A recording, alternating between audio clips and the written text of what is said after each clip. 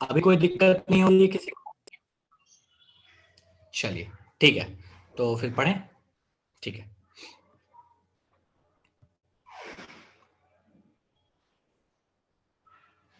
अभी किसी को दिक्कत तो नहीं है? खुशबू अपना ऑडियो ऑन कर लो।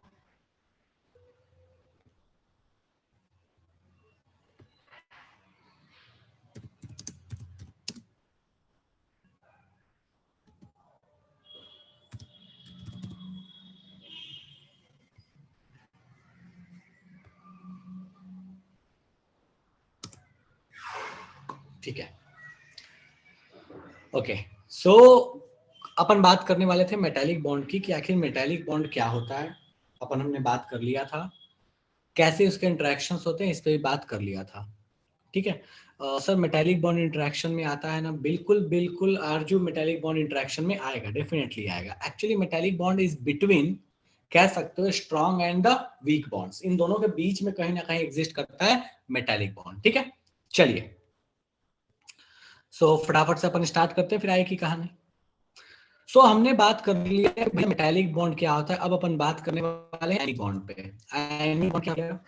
सो सोडियम इलेक्ट्रॉन यूज कर दिया, क्लोरीन हो गया, तो यहाँ पे होता है basically, तो हम यहाँ आसान में चीज क्या करते हैं, भैया सोडियम का that is Na plus ion है, Cl का माइनस आयन है, और हम पता है पॉजिटिव और नेगेटिव चार्जेस एक दूसरे को अट्रैक्ट करते हैं, और इस वजह से हम बॉन्ड एग्जिस्ट करेगा।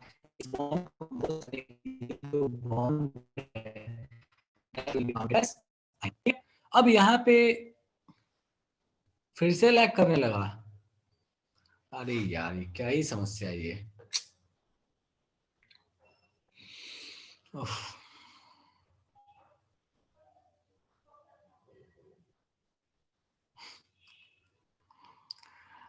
क्या प्रॉब्लम हो रहा है पता नहीं चल रहा है यार। सुबह से सारे क्लासेस में सही लगा है, अभी जाके ये इशू हो रहा है। सुबह से किसी क्लास में ऐसा इशू नहीं हुआ है।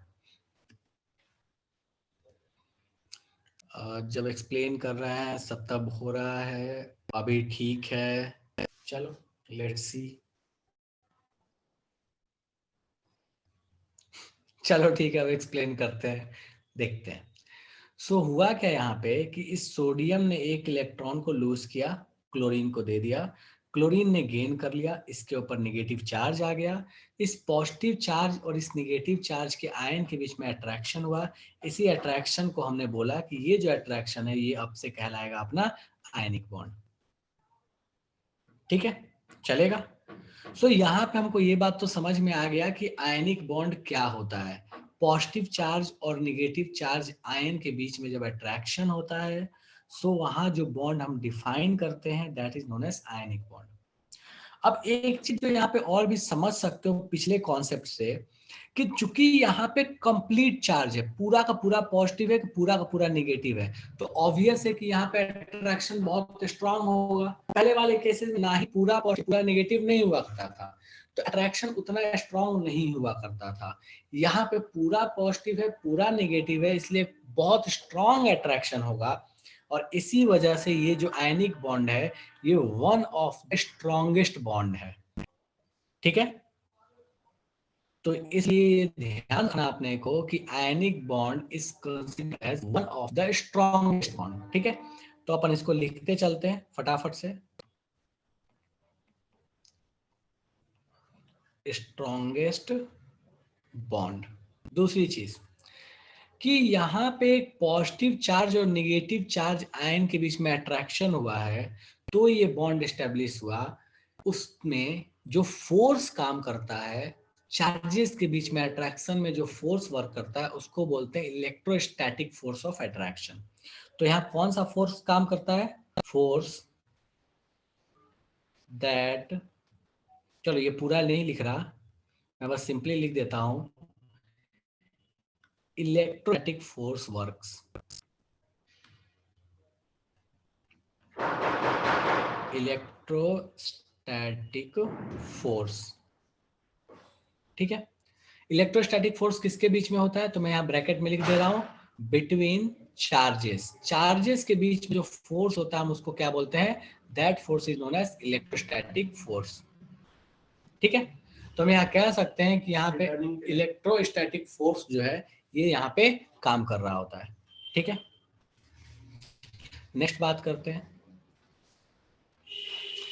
चूंकि अब यहाँ पे हमको पता है कि ये आयन है, पॉजिटिव और नेगेटिव चार्ज है, तो ये हम कह सकते हैं कि हमेशा ये दो ऐसे पार्टिकल्स के बीच में काम करेगा जिनमें अपोजिट चार्जेज हो, मतलब केटायन और एनायन के बीच में काम करेगा।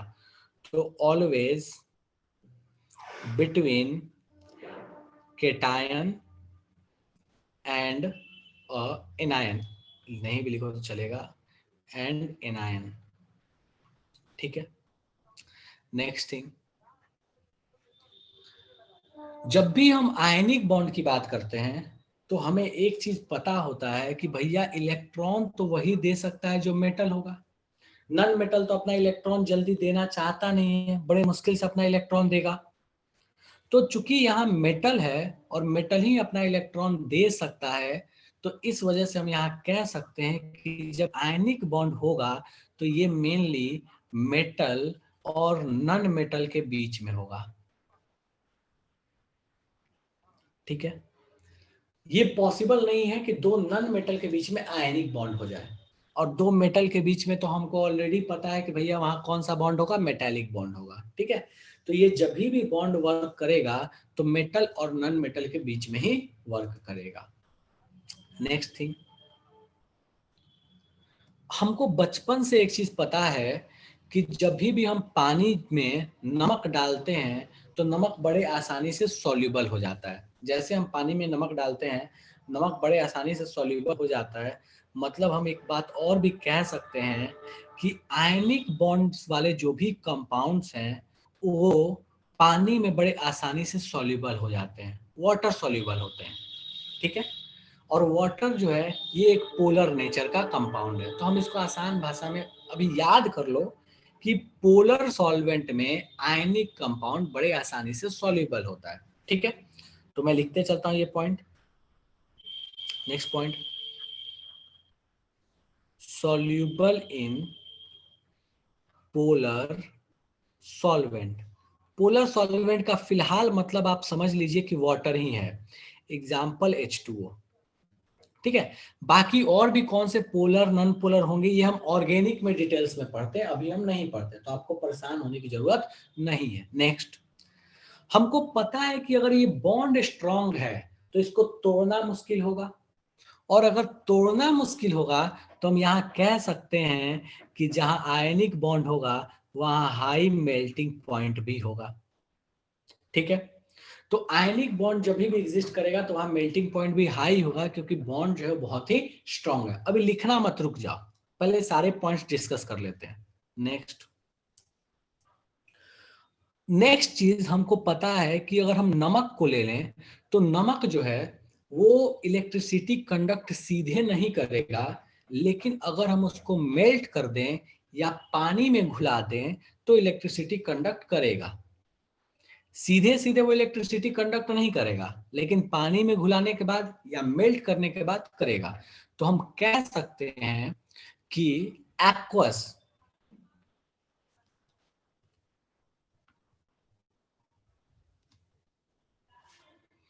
एक्वस या फिर फ्यूज, रुक जाओ, फ्यूज्ड, मोल्टेन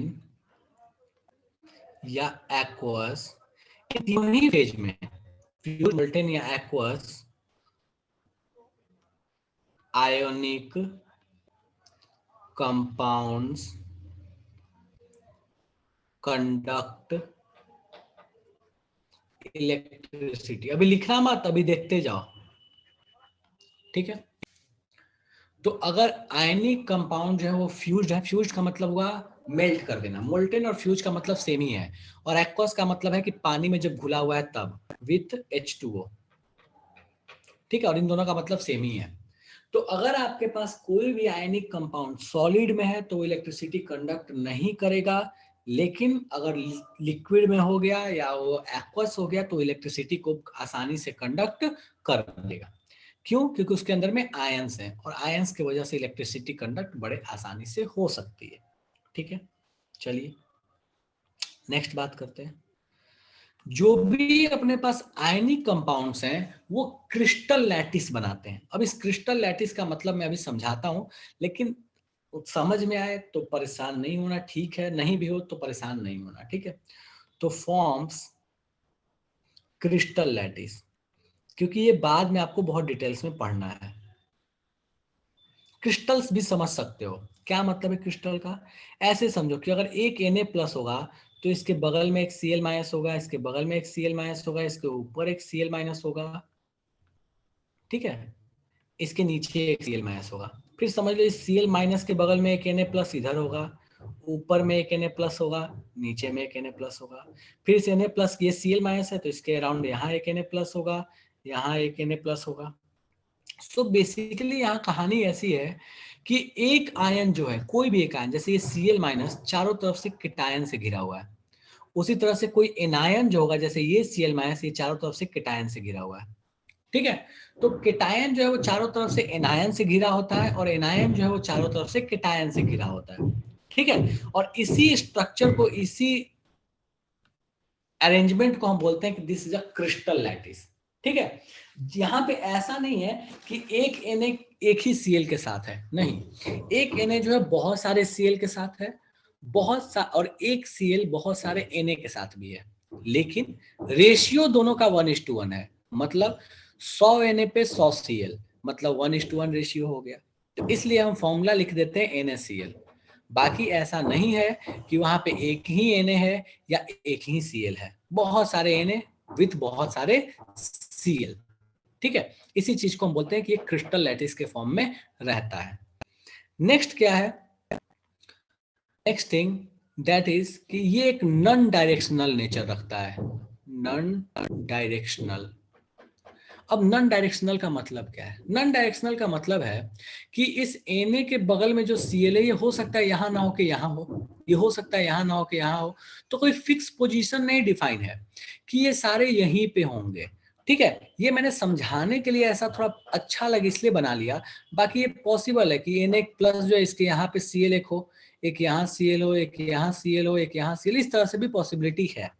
तो यहाँ पे ना सारे का ना पोजीशन कोई फिक्स नहीं है कि यहाँ पे जो Na के साथ Cl होगा वो 180 डिग्री पे होगा, 90 डिग्री पे होगा, फिक्स पोजीशन नहीं है, ठीक है। इसका मतलब नॉन डायरेक्शनल का मतलब है not fix position, not fix position, ठीक है। अगर फिक्स पोजीशन नहीं है तो हम कह सकते हैं कि भैया यहाँ पे अपने पास ये एक आयनिक स्ट्रक्चर बना रहा है, ये एक आयनिक कंपाउंड है, ठीक है, चलेगा। यहां तक में किसी को लगता है कोई चीज समझ नहीं आई है तो बता दो कि भैया यहां तक में कोई दिक्कत है। हाँ जी, यहां तक में किसी को दिक्कत है। आई गेस अब आवाज भी लैग नहीं कर रहा होगा, कम कर रहा होगा, तो अब समझने में मुझे नहीं लगता कि ज्यादा समस्या हो रही होगी।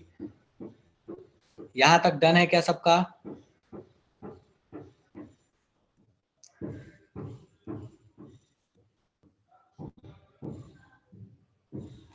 ठीक है, बढ़िया है, चलिए। सो यहां तक अपने पास कहानी हो गई कि भैया आयनिक कंपाउंड्स में क्या क्या प्रॉपर्टीज होती है।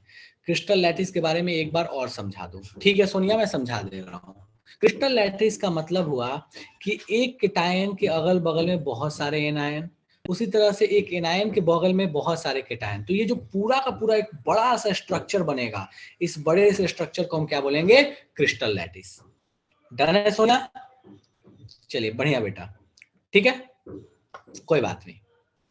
सो ये आपके पास कहानी हो गई कि आयनिक बॉन्ड्स क्या होते हैं। अब आप इसको फटाफट से नोट डाउन करो, और किसी को कहीं डाउट है तो पूछ लो, मैसेज करो, पूछ लो, और बाकी इसको नोट डाउन करो फटाफट से।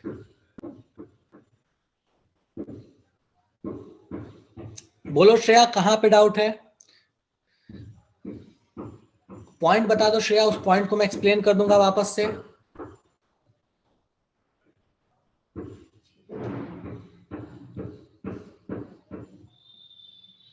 डाइपोल डाइपोल में क्या था आरजू? डाइपोल डाइपोल में क्या था कि इतने स्ट्रॉन्ग अट्रैक्शन नहीं था, लेकिन यहां पे अट्रैक्शन बहुत स्ट्रॉन्ग है, ठीक है। तो यहां बहुत स्ट्रांग है, तो इस वजह से ना कोई अगल बगल वाला हिल डुल नहीं सकता अपने पोजीशन से। लेकिन डाइपोल डाइपोल में अपने पोजीशन से हिल डुल सकता है, बस यही डिफरेंस है, बाकी और कोई डिफरेंस नहीं है।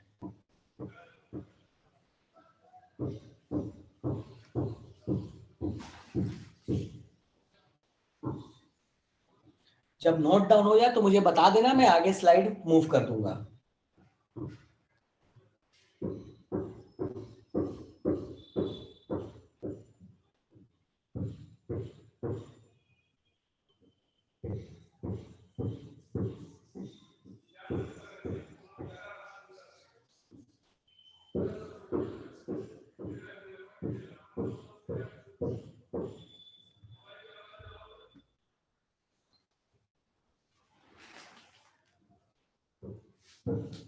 चलो ठीक है, next.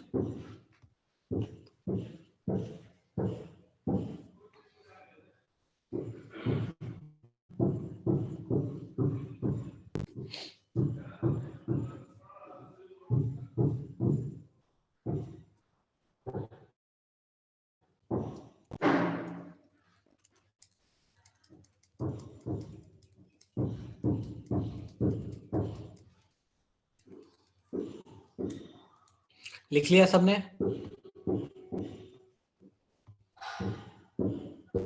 Difference between metallic bond and covalent bond. Madhurendra बोल रहा है मेटालिक बॉन्ड जो है वो मेटल एटम के बीच में होगा, और कोवेलेंट तो अभी तक हम पढ़े ही नहीं है, तो फिर कोवेलेंट के बारे में चर्चा करने का मतलब नहीं बनता अभी। कोवेलेंट मेनली जो होता है वो नॉन मेटल्स के बीच में होता है, और मेटालिक जो होता है वो मेटल्स के बीच में होता है। मेटालिक में कोई शेयरिंग ऑफ इलेक्ट्रॉन नहीं होता, कोवेलेंट में शेयरिंग ऑफ इलेक्ट्रॉन होता है। ठीक है, चलिए नेक्स्ट आते हैं अपन। 10 सेकंड के लिए पहला वाला दिखा दूं? चलो भाई, लो कर दिया फटाफट से।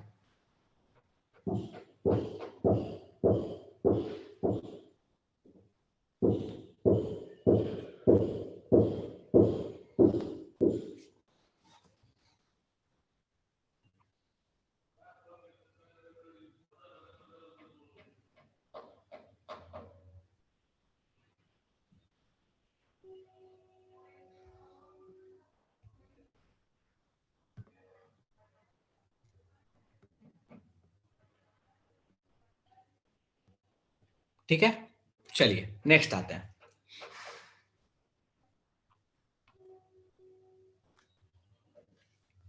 नेक्स्ट अपन बात करते हैं कोवेलेंट बॉन्ड के बारे में, कि भैया कोवेलेंट बॉन्ड क्या होता है। ठीक है, और थोड़ा चर्चा करते हैं इसके बारे में क्या कहानी है।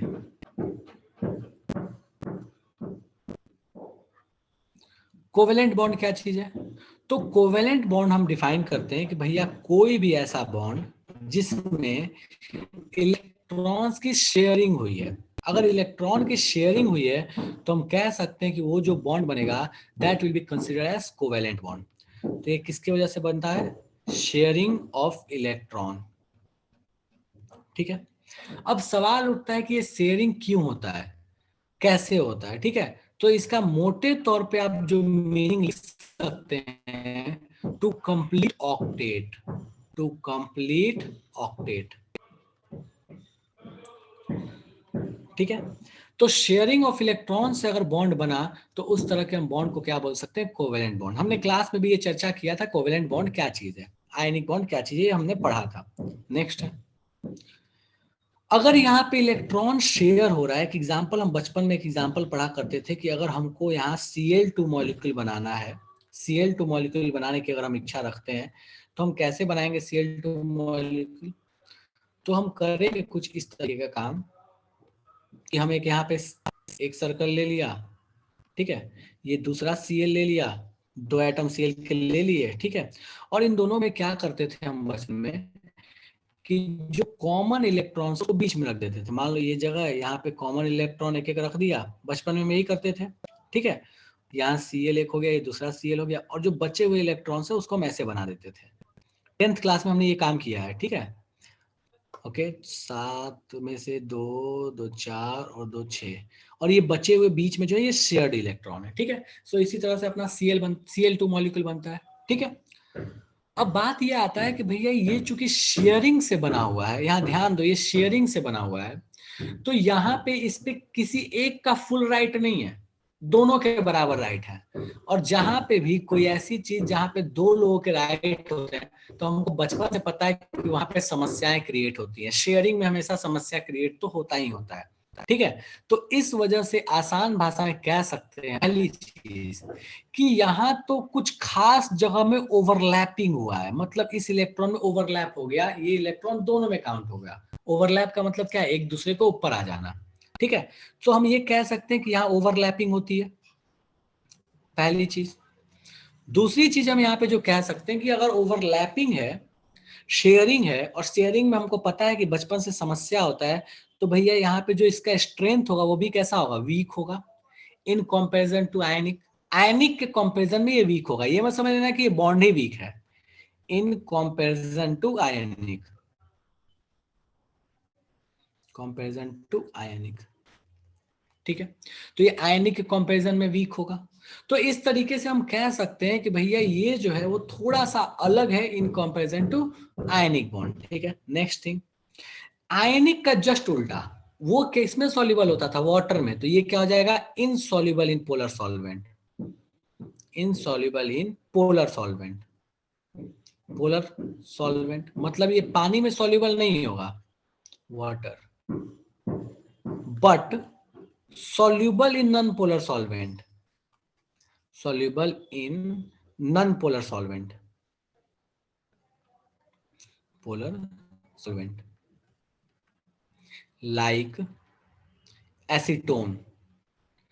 तो सभी ये एग्जाम्पल याद रखो, ये मेनली आपका टॉपिक है ऑर्गेनिक का, तो इसके लिए परेशान नहीं होना, ठीक है।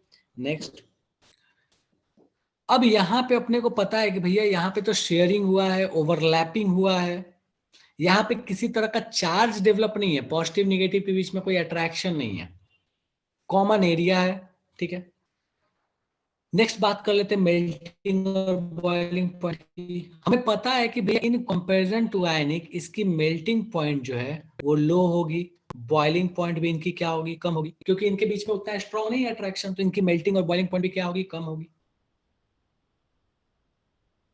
तो भैया इनका डायरेक्शनल नेचर क्या होगा, अब हमको यहां से पता है कि मान लो यहाँ पे Cl को किसी और के साथ ओवरलैप करना होगा तो वो यहाँ आके बैठेगा, तो यहाँ पे ना एक फिक्स पोजीशन होगा कि कौन किसके अगल बगल बैठेगा, यहीं पे आके जस्ट दूसरा कोई एटम नहीं बैठ सकता, क्यों, क्योंकि ये दोनों एक दूसरे से टकराने लगेंगे। तो यहाँ पे क्या होता है ना कि कौन एटम कहाँ बैठेगा इसका पोजीशन फिक्स है, रैंडमली कोई कहीं नहीं बैठ सकता, ठीक है। और ये कौन कहाँ बैठेगा ये अभी हम आगे सीखने वाले हैं, आगे के टॉपिक्स में हम यही सीखेंगे कि कोई भी मॉलिक्यूल में एटम जो है वो कहाँ बैठते हैं, ठीक है। तो हम यहां से कह सकते हैं कि इसके अंदर में डायरेक्शनल नेचर है, अभी लिखना नहीं, अभी बस देखते जाओ, डायरेक्शनल नेचर है, मतलब हमको पता है कि कौन कितने डिग्री के एंगल पे कहाँ बैठने वाला है, ठीक, चलेगा, चलो। सो ये बस बेसिक कहानी हो गई कि भैया अपने पास कोवेलेंट मॉलिक्यूल जो है वो कैसा बनेगा, कोवेलेंट बॉन्ड क्या होगा। नेक्स्ट बात कर लेते हैं, हमने बोला कि आयनिक जो है वो कंडक्ट करेगा इलेक्ट्रिसिटी, कोवेलेंट जो है वो इलेक्ट्रिसिटी कंडक्ट नहीं करेगा, ठीक है। तो ये क्या होते हैं, बैड कंडक्टर ऑफ इलेक्ट्रिसिटी, जबकि आयनिक क्या था, very good conductor of electricity, ठीक है। तो इस तरीके से हम बोल सकते हैं कि भैया कोवेलेंट बॉन्ड कैसे होते हैं, कोवेलेंट बॉन्ड का नेचर क्या होता है, आयनिक बॉन्ड कैसे होते हैं, आयनिक बॉन्ड का नेचर क्या होता है। एंड द लास्ट थिंग कि भैया ये किसके बीच में बनेगा, तो mainly between non metal and non metal.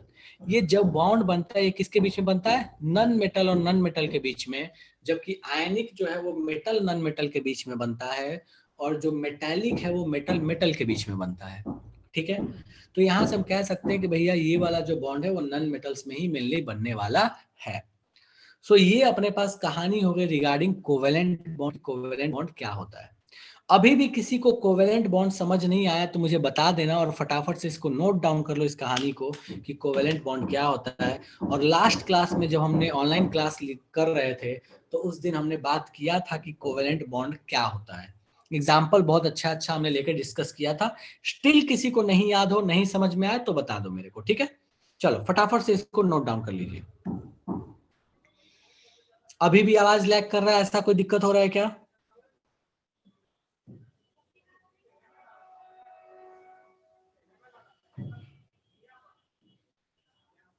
नहीं, अभी कोई लैगिंग नहीं है, बढ़िया। एक्सेप्शन भी तो हो सकता है कंडक्टर में कोवेलेंट का, बिल्कुल एक्सेप्शन हो सकता है आरजू। हम जनरल प्रॉपर्टी पढ़ रहे हैं, एक्सेप्शन भर भर के आएगा, बट हम जनरल पढ़ रहे हैं, ठीक है। आयनिक में समस्या हो गया था, ठीक है श्रेया, अपन फिर से एक बार आयनिक देख लेंगे, कोई दिक्कत नहीं है, पहले इसको नोट डाउन कर लीजिए। केमिस्ट्री ही एक्सेप्शन है काव्यांजलि। अब देखो क्या है ना, एक्सेप्शन के बड़े अच्छे नियम कानून है। अगर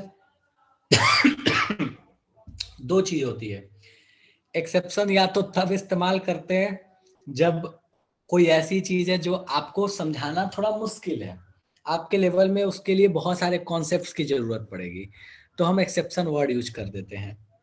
या एक और भी संभावना होती है, अगर आलस लग रहा हो या हो सकता है कि नहीं याद हो, तो भी एक्सेप्शन वर्ड यूज करके काम चल जाता है केमिस्ट्री में, ठीक है। बाकी एज ए एक्सेप्शन मेरा नाम मत लीजिएगा। अच्छा, ठीक है, चलो।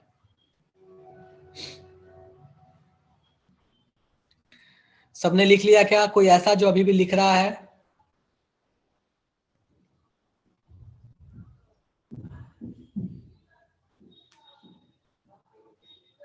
पोलर सॉल्वेंट रिपीट कर दूं?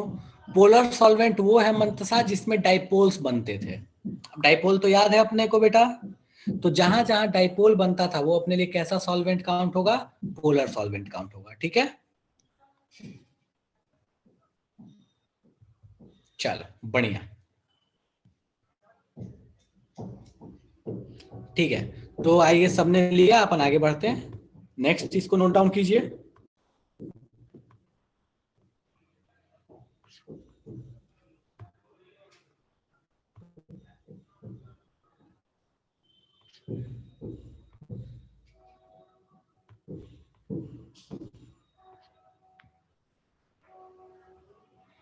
नोट डाउन कर लीजिए इसको।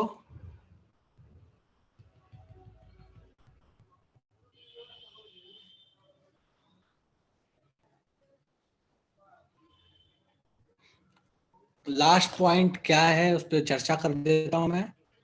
Mainly between non metal and non metal, ये शॉर्ट में लिख दिया, ये नन मेटल है, ठीक है। दिस इज नन मेटल, ठीक है।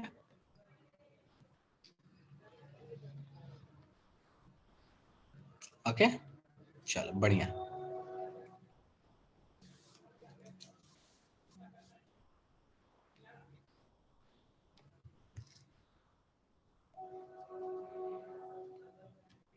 ठीक है, सो नेक्स्ट अपन आते हैं कोऑर्डिनेट बॉन्ड पे। हमने कोऑर्डिनेट बॉन्ड भी क्लास में पढ़ा था ना, डिस्कशन किया था, ठीक है। चलो, सो नेक्स्ट अपन आते हैं दैट इज कोऑर्डिनेट बॉन्ड, कि भैया कोऑर्डिनेट बॉन्ड आखिर क्या होता है। चलिए,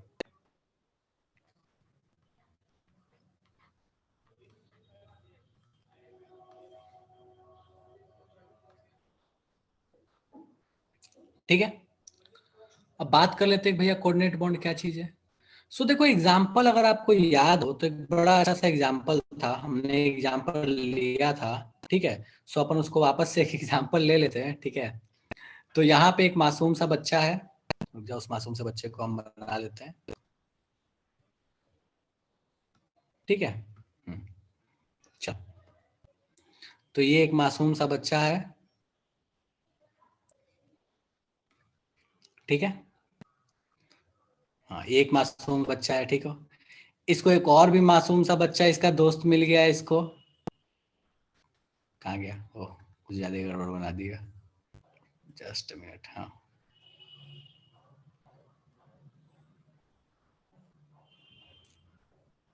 ठीक है, तो इसको एक मासूम सा दोस्त मिल गया। अब इन दोनों के बीच में क्या हुआ, ध्यान दो। इन दोनों ने किसी तीसरे को देखा, ठीक है, यहां समझो। तो मान लो कुछ ऐसा है, कोई तीसरा ऐसा है,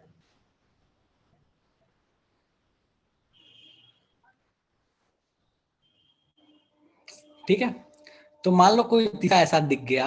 अब इन दोनों ने सोचा कि भैया, ओ भाई तो गड़बड़ हो गया मामला, अच्छा ठीक कोई बात नहीं, चलो ठीक है हम इसी से काम चला लेते हैं। क्या रहा है यार ये, रुको एक मिनट, थोड़ा सा टाइम देते हैं अपन इसको, गड़बड़ हो गया। हाँ चलो, तो इन दोनों ने क्या सोचा, ठीक है, कि भैया हम इस तीसरे के साथ, इसने सोचा कि हम इसके साथ घूमने जाएंगे, इसने सोचा हम इसके साथ घूमने जाएंगे, ठीक है। तो घूमने जाने के लिए इन लोगों ने बाइक खरीदी। लेकिन हुआ क्या कि मान लो इसका कुछ नाम ले लेते हैं, इस भाई साहब का नाम है ए, इस भाई साहब का नाम मान लो सी। तो इस ए भाई साहब ने एक बाइक खरीदी, और वो जो बाइक है उसको बस इसने बोला कि भैया मैं इसके साथ घूमने जाने वाला हूँ, तो इसलिए इसने एक बाइक खरीद ली है, ठीक है, कोई दिक्कत तो नहीं है, आराम से बढ़िया। अब इसने सोचा क्या, इस सी ने, कि भैया ये तो मेरा अच्छा दोस्त है और इसको इसके साथ घूमना था तो बाइक खरीद लिया इसने। अब सी ने सोचा कि यार ऐसे थोड़ी होता है कि तुम बाइक खरीदोगे और तुम जाओगे घूमने और मैं ना जाऊं घूमने। तो सी ने बोला कि यार मेरे को भी बाइक दे दो, मैं भी, मुझे भी जाना है इसके साथ घूमने के लिए। अब इस ए को नहीं पता था कि इसी के साथ जाना है घूमने, वरना तो गड़बड़ हो जाता ना मामला, ठीक है। तो इस सी ने क्या किया, इस बाइक को ले लिया और वो भी इसके साथ घूमने गया, इस ए ने भी इसको ले लिया और इसके साथ घूमने चला गया, ठीक है। तो यहाँ पे अगर देखा जाए तो जब सी से पूछा जाएगा, ये जो पूछे, ये जो प्राणी है, इससे पूछे कि बता ये बाइक किसकी है, तो ये बोलेगा कि ये मेरी है। फिर इससे जब ए से पूछे तो बाइक किसकी है, तो फिर ए भी बोलेगा कि मेरी है। एक्चुअल में इसको तो पता चल गया कि मामला तो यहाँ गड़बड़ है, दोनों बोलते हैं इसके हैं, ठीक है। बट सच में ये किसका है, तो सच में तो ये ए का है, लेकिन काउंटेबल अगर दोनों में है और दोनों का काम इससे हो जा रहा है, तो उस तरह के हम चीज को बोलते हैं that is a coordinate bond. दोनों के बीच में कोऑर्डिनेशन बहुत अच्छा, वर्ड समझो ना, कोऑर्डिनेशन। तो इन दोनों के बीच में इतना अच्छा कोऑर्डिनेशन था कि कंट्रीब्यूशन सिर्फ ए ने दिया था, लेकिन काउंटेबल दोनों में है, तो हम इस तरह के बॉन्ड को क्या बोलते हैं, कोऑर्डिनेट बॉन्ड, ठीक है, चलेगा। अब तुम यहाँ पे तुम जिसको भी चाहो उसको एग्जाम्पल ले सकते हो, अपने अपने हिसाब से वहां पे बैठा सकते हो, अपने अपने इच्छा अनुसार कि कौन कहाँ पे है, ठीक है। चलो, तो ये अपने पास कहानी हो गई कोऑर्डिनेट बॉन्ड की। तो बेसिकली कोऑर्डिनेट बॉन्ड है क्या, तो मैं यहाँ लिखते चलता हूँ, इस चीज को ध्यान दीजिए। कोऑर्डिनेट बॉन्ड क्या है, ये नहीं मिट रहा, अच्छा ठीक है चलो। सो बेसिकली कोऑर्डिनेट बॉन्ड अपने पास क्या है, तो जरा देख लेते हैं, ठीक है।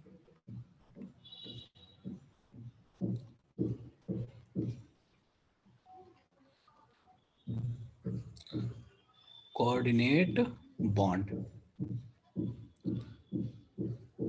a special case of covalent bond.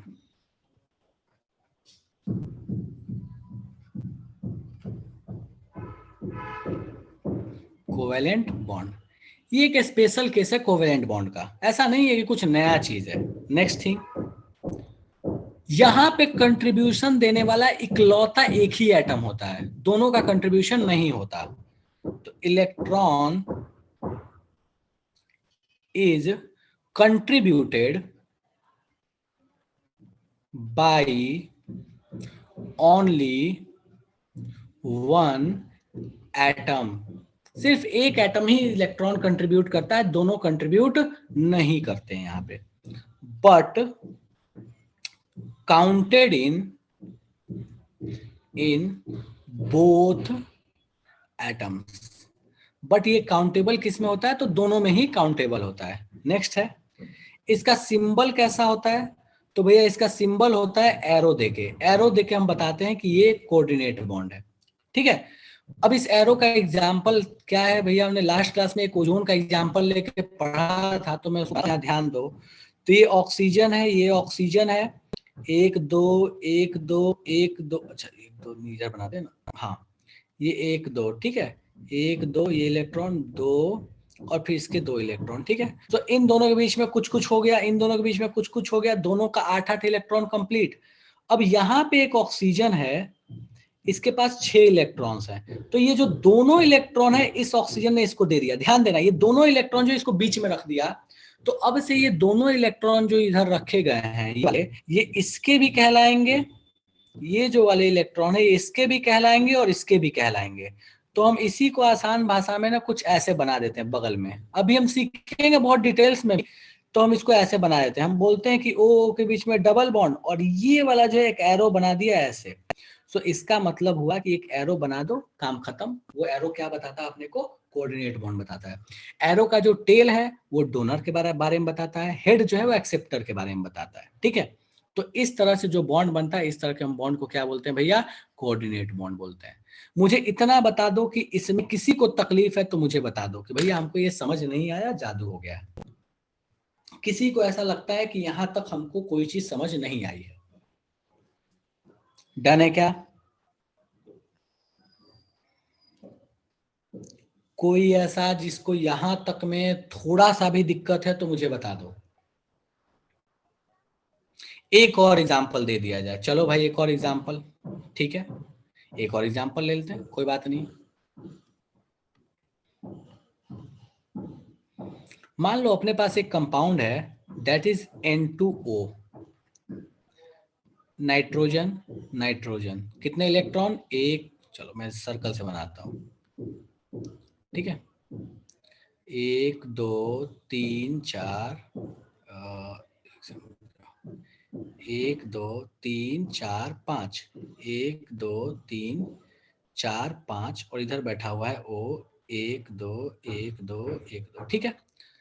अब हुआ क्या, इन दोनों नाइट्रोजन ने अपने अपने जीवन में सुख चैन की प्राप्ति कर ली है, एक एक इलेक्ट्रॉन की शेयर करके। तो यहाँ टोटल 3 शेयर हो गए, 1 2 3 बॉन्ड बन गए। कितने टोटल इलेक्ट्रॉन इस नाइट्रोजन के पास है भैया? काउंट कर लेते हैं, 2 2 4 2 6 2 8। इस नाइट्रोजन के पास 2 2 4 2 6 2 8, दोनों का ऑक्टेट कंप्लीट है, दोनों अपने जीवन में हंसी खुशी घूम रहे हैं। अब ये भिखारी एक ऑक्सीजन आ गया, इसके पास 6 इलेक्ट्रॉन है, ये इस नाइट्रोजन को कहता है कि भैया ये जो 2 इलेक्ट्रॉन तुम रखे हो ना, इसको तुम बीच में रख दो ना, ये मेरे भी होंगे तुम्हारे भी होंगे, क्या ही दिक्कत है, तुमको कुछ नहीं जाता लेकिन मेरा तो जीवन बदल जाता, ठीक है, तेरा कुछ नहीं जाता लेकिन मेरा सब कुछ काम हो जाता, ठीक है। तो ये वाला जो बॉन्ड बना, this is a coordinate bond. ये कौन सा बॉन्ड है भैया? This is a coordinate bond, ठीक है। क्योंकि उसमें क्या है, उसमें नाइट्रोजन का कोई लॉस नहीं है, इस वाले बॉन्ड में नाइट्रोजन का कोई लॉस नहीं, ऑक्सीजन ने कोई कंट्रीब्यूशन नहीं दिया, नाइट्रोजन का कोई लॉस नहीं है, तो ये कौन सा बॉन्ड कहलाया जाएगा? This is a coordinate bond. क्योंकि कंट्रीब्यूशन सिर्फ और सिर्फ किसका है? नाइट्रोजन का। हम इसको बना कैसे देंगे? तो हम बोलेंगे कि भैया इसको बनाना है, बड़ा आसान काम है, 2 नाइट्रोजन के बीच में ट्रिपल बॉन्ड और एक एरो दे दो, ऑक्सीजन दे दो, काम खत्म, बन गया कोऑर्डिनेट बॉन्ड। अभी भी कोई ऐसा है जिसको इसमें तकलीफ है? कोई ऐसा जिसको लगता है कि कोऑर्डिनेट बॉन्ड समझ में नहीं आया या आवाज नहीं आई थी इस वजह से दिक्कत हो गया, ऐसा कोई भी तकलीफ है किसी को?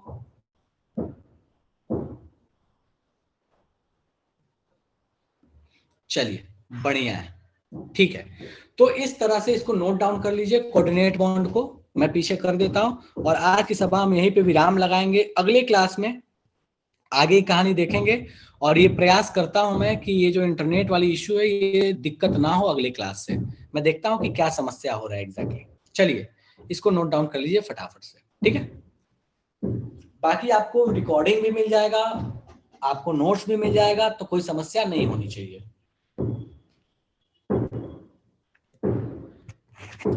आयनिक बॉन्ड में फिर से समझा दूं श्रेया? ठीक है बेटा, मैं समझा देता हूं। देखो आयनिक बॉन्ड क्या है, आयनिक बॉन्ड में आयंस की वजह से जो बॉन्ड बना, मतलब पॉजिटिव और नेगेटिव चार्ज के बीच में अट्रैक्शन हुआ, उसकी वजह से बॉन्ड बना, उस बॉन्ड को बोला हमने कि वो आयनिक बॉन्ड कहलाएगा। अब चूंकि पॉजिटिव नेगेटिव के बीच में अट्रैक्शन है तो बहुत स्ट्रांग होता है, तो इसलिए मेल्टिंग पॉइंट, बॉइलिंग पॉइंट उसकी हाई हो गई। वो electricity conduct melting state, molten state में या फ्यूज्ड में या एक्वस में करेगा, क्योंकि उस केस में वहां आयंस बनेंगे। अब देखो पॉजिटिव चार्ज जब बनता है ना श्रेया, तो उसके अगल बगल में ना नेगेटिव चार्ज घूमने लगेंगे। वो बिल्कुल वैसा है, समझ लो कि वो जो गुलाब का फूल होता है, जैसे गुलाब के फूल में वो अच्छा सा सुगंध आया, अगल बगल में सारे पतंगे घूमने लगे, ठीक है। तो बिल्कुल वैसी वाली कहानी है चार्जेस में। तो जैसे ही वहां पे केटायन बना तो अगल बगल में एनायंस उसके बैठ गए, ठीक है। तो इस तरह से वहां पे क्या होता है, क्रिस्टल लैटिस बन जाता है। और उसे क्रिस्टल लैटिस का मतलब क्या हो, बहुत सारे केटायन बहुत सारे अनायन एक साथ हैं, तो that is the crystal lattice, ठीक है। आसान भाषा में ये समझ लो। ठीक है, तो क्रिस्टल लैटिस बन जाता है। कोवेलेंट में ऐसी संभावना नहीं है, ठीक है, चलेगा। चलो इसका एक और भी एग्जांपल पॉसिबल है, ठीक है। मान लो ऐसा हुआ, ठीक है, मैं थोड़ा सा कैमरा ऑन करता हूं तो मजा आएगा समझने में, ठीक है। कोऑर्डिनेट वाला सिंबल फिर से समझा दूं, चलो मैं समझाता हूं, पर 1 मिनट रुक जाओ, मैं थोड़ा शेयरिंग रोकता हूं, मैं थोड़ा सा समझाता हूं, कुछ ध्यान से सुनो, ठीक है। तो मान लो ऐसा हुआ कि किसका एग्जांपल लिया जाए, अमन दिख रहा है क्या मेरे को? अमन यहाँ प्रेजेंट है क्या? हाँ अमन प्रेजेंट है। चलो, तो हुआ क्या कि अमन कॉलेज में गया, ठीक है, और वहां एक बड़ी खूबसूरत सी कन्या है। अब वो जो खूबसूरत सी कन्या है, तो होगा क्या कि अमन और अमन के मतलब जितने दोस्त यार और जो पूरा ग्रुप होगा, खासकर गलती से अगर मैकेनिकल ले लिया तो इस बात की संभावना बहुत ज्यादा है, मैकेनिकल में रेयर ऑफ द रेयर कोई कन्या रहती हैं। तो वहां पे होगा क्या कि बेचारी एक कन्या है, लेकिन वहां प्रयास करने वाले बहुत सारे हैं अमन। तो वो जो कहानी है that is a case of ionic bond, ठीक है, कि एक आयन है, उसके चारों तरफ बहुत सारे एनायंस है, एक केटायन बहुत सारे एनायन है, या एक एनायन बहुत सारे केटायन है। उल्टा भी तो हो सकता है, मान लो अमन किसी ऐसे जगह एडमिशन ले लिया जहां कन्याएं ही कन्याएं हैं, खूबसूरत कन्याएं हैं, और उसमें बीच में बेचारा इकलौता अमन है, ये भी संभावना पॉसिबल है। तो वो जो पूरा का पूरा सेट बना। अच्छा, एक तीसरी भी संभावना पॉसिबल है कि ठीक ठाक नंबर में कन्याएं हैं, ठीक ठाक नंबर में पुरुष हैं, मतलब लड़के हैं, ठीक है। तो यहाँ पे ये भी संभावना है कि बहुत सारा एक ग्रुप बन जाए, मतलब 5-6 कन्याएं हैं, 5-6 अमन हैं, तो इसका एक पूरा ग्रुप बन गया। लेकिन रेशियो क्या है यहाँ पे? 1:1 है, एक अमन के साथ एक खूबसूरत कन्या है। सो ये जो पूरा सेटअप है जहां पे बहुत सारी कन्याएं और बहुत सारे अमन हैं, सो उस पूरे सेटअप को हम क्या बोलेंगे? That is a crystal lattice, ठीक है, चलेगा। अब मान लो कि अमन बुढ़ा हो गया, ठीक है, शादी विवाह हो गया। अब शादी विवाह हो गया तो अब तो वहां पे बहुत सारे वाला केस तो कुछ होगा नहीं, एक अमन और एक मिसेज अमन, यही संभावना है। सो वो जो सेट है जहां पे इंडिपेंडेंटली एक पूरा पेयर रह रहा है जिसका किसी और से लेना देना नहीं है, तो उस सेट को बोलते हैं दैट इज अ कोवेलेंट वाली कहानी, कि दोनों में भैया ठीक है, दोनों में ओवरलैपिंग हो चुकी है, दोनों में कुछ चीज शेयर्ड है, दोनों में बॉन्ड बन चुका, दैट इज अ कोवेलेंट वाली कहानी। वो दोनों एक साथ रहेंगे, डिस्टिंक्ट मॉलिक्यूल बनकर रहेंगे। आयनिक में है कि पूरा ग्रुप रहेगा, पूरा का पूरा, मतलब ऐसा है कि 4 आयन केटायन है, 4 एनायन है, पूरा ग्रुप रह रहा है। तो यही कहानी है आयनिक और कोवेलेंट के बीच में, चलेगा। अमन डन है क्या? अमन बोला रिकॉर्ड हो रहा है, अच्छा कोई बात नहीं ना, क्या ही हो गया। अमन समझ में आ गया, डन है। कोई ऐसा जिसको अभी भी क्रिस्टल लैटिस और यहाँ पे डिस्टिंक्ट मॉलिक्यूल वाली कहानी समझ में नहीं आई? कोवेलेंट में डिस्टिंक्ट मॉलिक्यूल लिखने की जरूरत नहीं थी, हमको पता है कि भैया एक एच और एक सीएल साथ ही रहेंगे। तो बिल्कुल वो शादी के बाद वाली कहानी है, ये शादी से पहले वाली कहानी है। डन है। इससे बेटर एग्जांपल नहीं, ऐसा कोई बोल नहीं रहा है, मैं सोच रहा हूँ इससे बेटर भी कोई पॉसिबिलिटी है क्या अभी फिलहाल में? एकदम डन है, सुरभि बोल रही है एकदम, अब तो एकदम चंगा है, अब तो एकदम मतलब। अमन क्या बोल रहा है? एन क्या होता है? नहीं, पंकज का एग्जांपल लिया जाए, अमन खुश होगा। चलो ठीक है, बढ़िया। सो यहां तक में कोई दिक्कत? राहुल कुछ कहना चाहता है, बोलो राहुल। नहीं, पंकज का एग्जांपल नहीं ले रहे, पंकज अब अगली बार एग्जांपल में आएगा, ठीक है। चलो, तो ये कहानी यहां तक आयनिक कोवेलेंट में कोई ऐसी चीज जो आपको लगती है समझ नहीं आया तो बता दो। राहुल कुछ कह रहा है, बोलो राहुल। सर कोऑर्डिनेट बॉन्ड में हमेशा अक्सर कोवैलेंट बॉन्ड दिखाना पड़ेगा कोऑर्डिनेट बॉन्ड बनाने के लिए। मुझे एक बात बता, अब मान ले तूने बाइक खरीदा था, ठीक है, तुझे स्कॉलरशिप मिला था, तूने किसको दिया था? आरजू को दिया था। तो तूने अगर आरजू को दिया बेटा, तो ये बता कि मतलब तेरी क्रेडिट तो देनी पड़ेगी ना कि तूने दिया है, तो एरो बनाना पड़ेगा ना कि तूने देने वाला कौन है? तू। भले वो काउंटेबल दोनों के लिए है, आरजू बोलेगा जिसको लेके जाएगा उसको कि मैंने बाइक खरीदी है, नहीं नहीं एकदम नई सी केटीएम है, लेकिन काउंटेबल तो दोनों का होगा, इसलिए एरो दिखाना जरूरी है। उसका एक और भी दूसरा तरीका होता है, वो हम आगे पढ़ेंगे कि हम उसमें प्लस माइनस भी बना के दिखा सकते हैं, लेकिन वो हम आगे पढ़ने वाले हैं, ठीक है। चलो यहां तक में कोई दिक्कत है तो बताओ, वरना आज की सभा हम यहीं पे विराम लगाएंगे।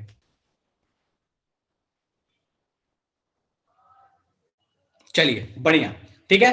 तो यहां पे हम खत्म करते हैं अपना आयनिक और कोवेलेंट बॉन्ड की कहानी। बॉन्ड्स की कहानी हो चुकी है, चलो ठीक है, बॉन्ड्स की कहानी हो चुकी है। अगले क्लास में हम बात करने वाले हैं और सारी चीजों के बारे में। रिकॉर्डिंग कब मिलेगा?